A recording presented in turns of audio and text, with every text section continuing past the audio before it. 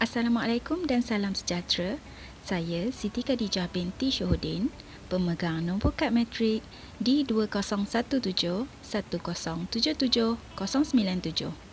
Pada hari ini, saya akan membentangkan berkenaan dengan laporan kajian kes berkenaan dengan individu berkeperluan khas yang telah saya temubual. Berikut merupakan beberapa informasi berkenaan dengan profil peribadi responden. Nama penuh beliau ialah Muhammad Adib bin Syahrul Nizar, berumur 18 tahun dan dilahirkan pada 23 Disember 2003. Beliau mendapat pendidikan awal di peringkat rendah di Sekolah Kebangsaan Pendidikan Khas Al-Usta dan kini meneruskan pengajian di peringkat menengah di Sekolah Menengah Kebangsaan Syed Muhammad Al-Bukhari Al-Usta. Beliau mempunyai 4 orang adik-beradik dan merupakan anak bongsu di dalam keluarga tersebut. Bapa Muhammad Adib bekerja sebagai pegawai di Lembaga Pembangunan Langkawi dan ibunya pula bekerja sebagai guru pendidikan khas. Seterusnya, berkenaan dengan pencapaian akademik responden, beliau merupakan murid berkeperluan khas yang cemerlang di sekolah kerana beliau sangat menunjukkan perkembangan yang baik dari segi bidang akademik. Menurut responden, beliau pernah menerima anugerah kecemerlangan di sekolahnya. Muhammad Adib juga merupakan murid yang bakal menduduki CJ Pelajaran Malaysia SPM pada bulan Mac 2022. Beliau mengambil sebanyak 5 mata pelajaran bagi peperiksaan tersebut iaitu Bahasa Melayu, Bahasa Inggeris, Sejarah, Sains dan Pendidikan Islam.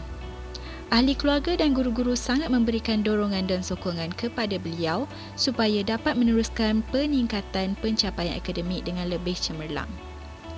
Di samping itu, beliau juga turut aktif mengambil bahagian dalam pertandingan yang dianjurkan oleh pihak sekolah. Sebagai contoh, beliau pernah menyertai pertandingan berbahasa isyarat di peringkat sekolah.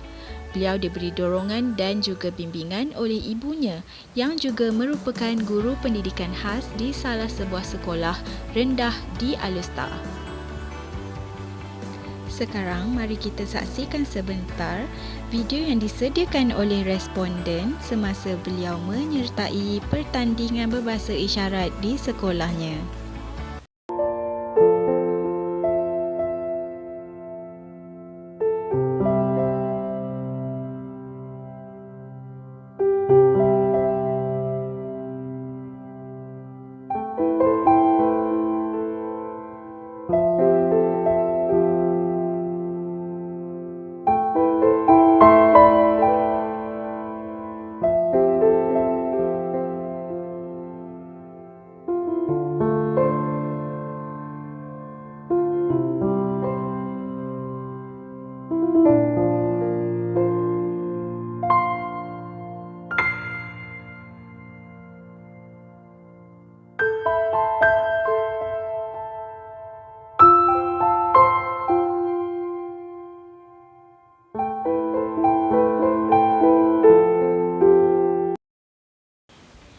Berkenaan dengan maklumat perubatan responden, beliau telah didiagnos dengan ketidakupayaan pendengaran sangat teruk ataupun dipanggil sebagai profound.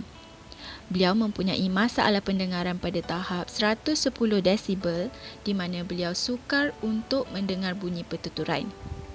Disebabkan masalah itu, beliau tidak mampu untuk bertutur dengan baik.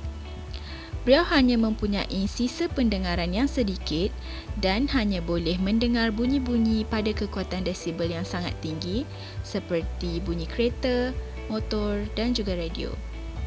Oleh itu, beliau lebih memilih untuk berkomunikasi menggunakan bahasa isyarat dengan individu di sekelilingnya seperti bersama rakan-rakan dan guru-guru di sekolah. Ahli keluarga beliau juga turut berkomunikasi dengannya menggunakan bahasa isyarat di rumah.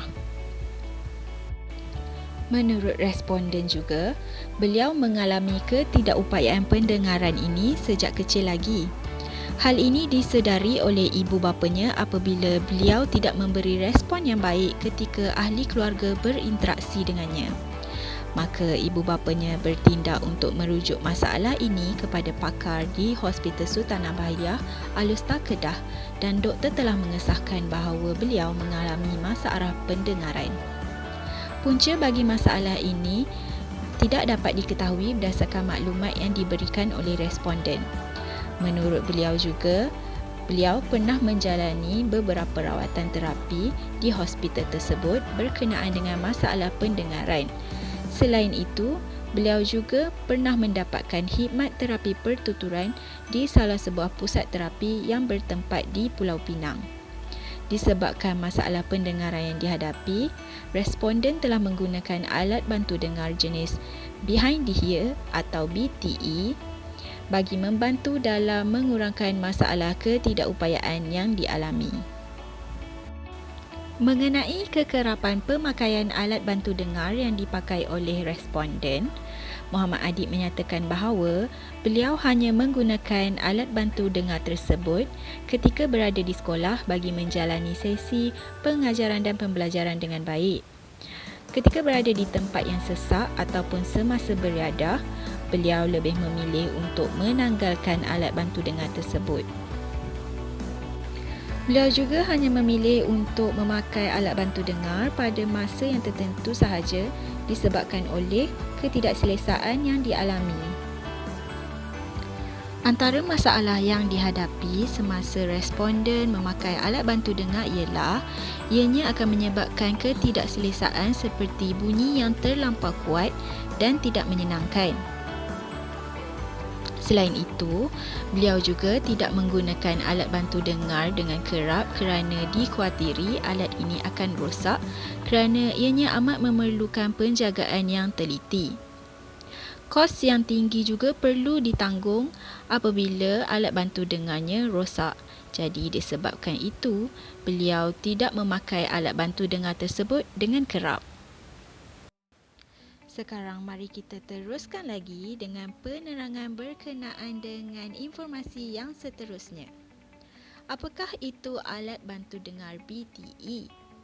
Alat bantu dengar BTE adalah jenis alat bantu dengar yang diletakkan di bahagian belakang telinga, di mana ianya dihubungkan kepada telinga melalui tiub dan penutup telinga yang terdapat pada alat tersebut.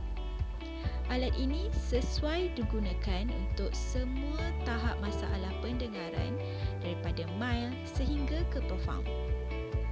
Ianya juga berfungsi dengan menggunakannya di belakang telinga dan disambung dengan plastik yang dipanggil earmod yang terletak pada bahagian telinga luar.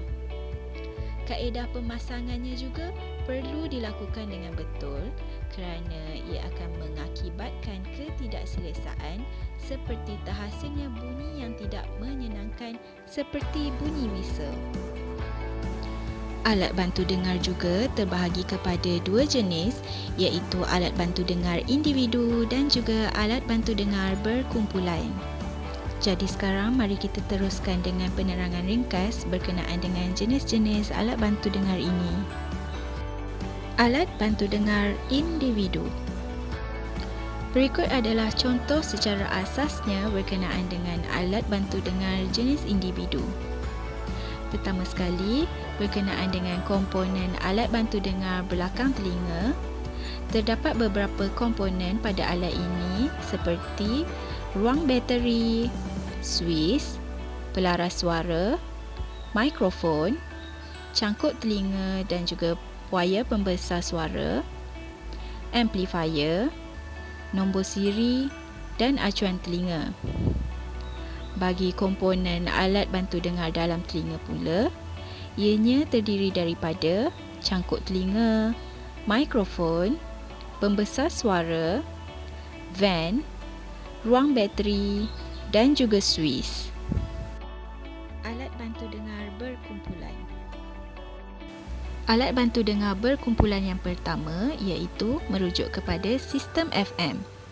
Sistem FM mempunyai komponen seperti mikrofon ataupun transmitter FM, pembesar suara, alat bantu dengar, loop leher, penerima FM dan juga perlulah mempunyai pengguna alat bantu dengar sendiri. Sistem loop. Sistem loop terdiri daripada beberapa komponen seperti mikrofon, loop amplifier, kabel loop, telecall receiver, alat bantu dengar dan sumber bunyi. Seterusnya, alat bantu dengar berkumpulan yang terakhir ialah sistem infrared. Sistem infrared juga terdiri daripada beberapa komponen penting seperti mikrofon tanpa wayar, sumber bunyi, mesin transmitter dan juga alat bantu dengar. Antara kepentingan pemakaian alat bantu dengar kepada kanak-kanak ialah ianya sangat membantu dalam memperbaiki proses pendengaran dan juga komunikasi.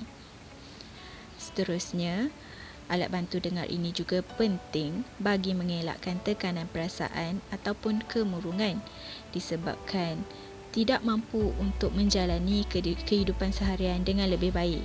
Maka dengan adanya alat bantu dengar ini, ianya akan membantu sedikit sebanyak dalam kelancaran proses kehidupan seharian mereka.